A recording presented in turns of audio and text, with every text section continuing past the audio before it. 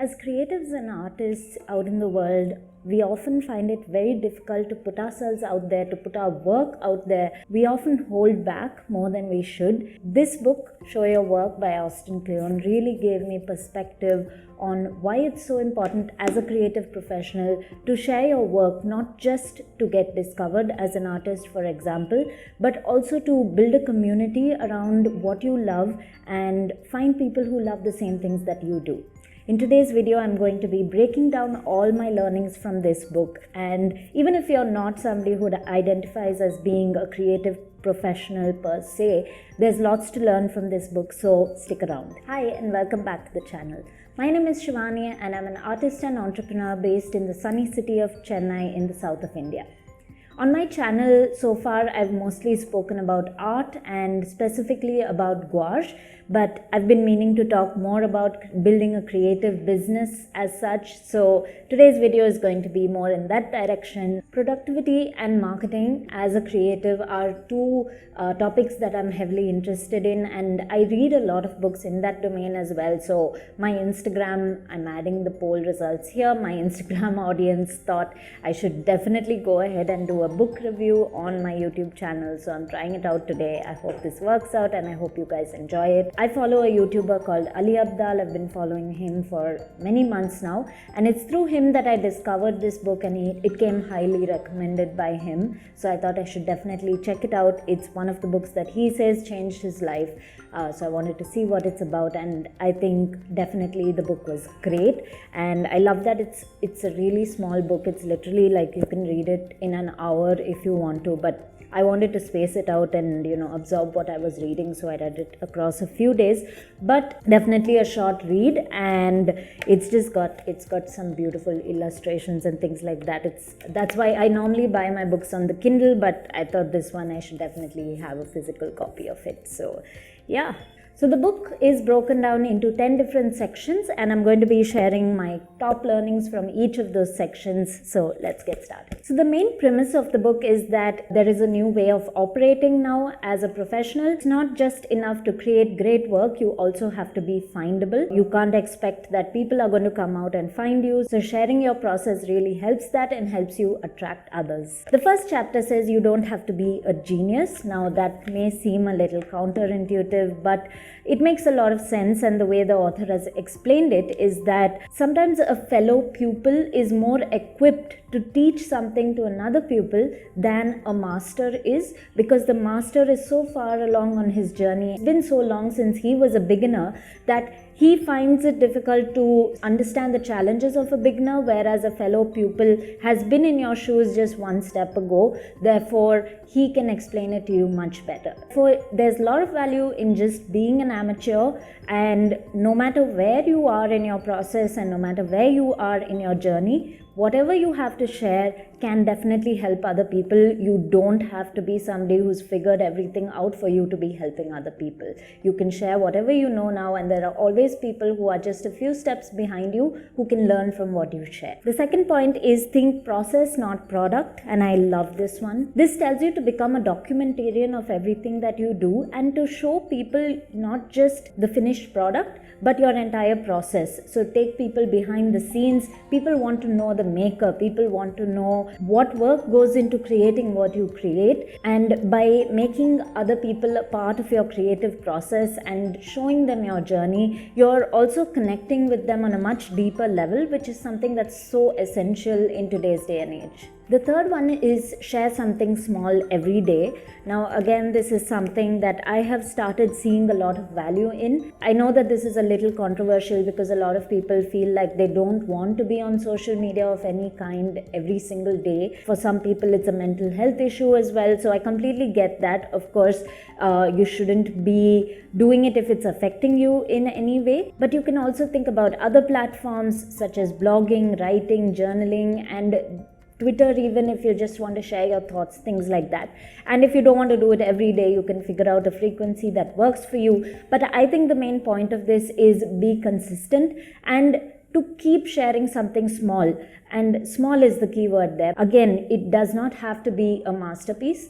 you share small things and they all add up. Sometimes you can wonder where is the fine line where it becomes oversharing. So the author speaks about that as well and tells us to use something called the so what test. So everything that you share, make sure it's meaningful in some way, make sure that it's either entertaining or educative in some way to the person who's viewing it. Number 4 is open up your cabinet of curiosity. Again, one that I resonate with so much because I just feel that sometimes people don't want to share what they think are their secrets because they're scared that if they show their inspirations, if they show their process, then other people are going to copy them and they're not going to have anything unique of their own. But that really isn't true. You're just sharing inspirations, and the way people interpret inspirations are completely their own. Nobody can copy you because you are you and you have your own unique voice, and only by speaking and only by sharing that voice will you find your voice. If you keep it hidden away to yourself, you're never going to truly discover the things that you actually like or the things that you want to be talking about. So it's very important to use that voice that you have. By showing your inspirations, you're also helping other people who are interested in the same kind of things and who have similar worldviews find you, and that's how you build up your community. By the way, on a side note, if you're hearing any vehicle noises in the background, I'm extremely sorry about that. I live in a kind of busy neighborhood and there's always something happening either in my apartment complex or on the road outside, and I've tried really hard to cut those sounds out, but in case you're still hearing them, I'm so sorry about that. I had to tie my hair up because it's just so hot and I couldn't deal with the sweat on my neck anymore. But yeah, let's move on. So the 5th point is tell good stories. Now this is something I read about a lot, not just in marketing and branding and business related books, but I've also been reading Sapiens lately, and it talks about the importance of a good story and how stories are the building blocks of human culture. So it becomes very important to be able to tell a good story and to share your story, and only by doing it, again like I said with sharing your own voice, only by telling your story repeatedly can you refine it and can you start being able to tell a good story. And there was also this one point about speaking about yourself at parties, and it was like, don't hesitate to talk about yourself, especially if people ask you about you. Feel free to talk about your story. And I think as an introvert, that's something I've always struggled with. It's just so hard to talk about myself, and there's absolutely no need to get cute about it or to brag. You just state the facts and tell your story. The 6th point is teach what you know. And I love this point because I think a lot of us, again, like I said earlier, we hesitate to share what we know because we're scared of copycats. We're scared that it will take away from whatever is unique about us. But I really don't think that that's true at all.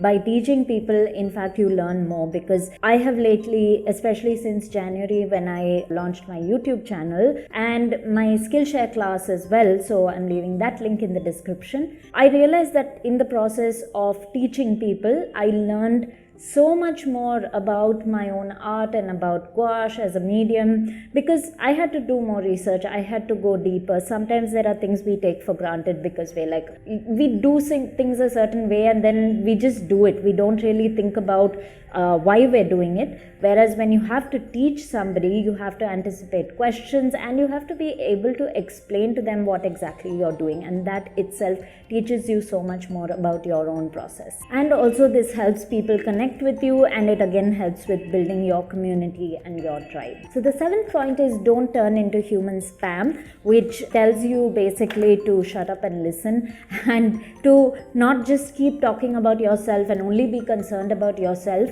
Once you're nurturing this community of yours, you need to care about that community. You need to be interested in other people, and you also need to identify people who share your obsessions and nurture those relationships, because those are very, very valuable. And don't keep chasing numbers. Don't keep posting things just for the sake of posting them. Care about quality over quantity, and this is something another YouTuber I follow, Jade Beeson, she talks about it a lot as well. I'm linking to her YouTube channel in the description if you're interested in growing your social media and things like that. She has so much of value to offer. But yeah, she talks about basically chasing quality of the followers rather than the quantity of your followers. So make sure that everybody who's following you genuinely cares about what you're doing and genuinely wants to learn from you, and that is very valuable. Okay, just 3 more points to go, and the 8th one is learn to take a punch. So when you put your work out there, you are going to get criticism, you are going to run into trolls at some point in your journey, and you just need to accept that that's a part of the journey. You can't control what other people are going to say, but you can control how you respond to it. And this is something I speak about with people in my life on a regular basis, that even when life knocks you down, the only thing that you can really control is how you respond to it, and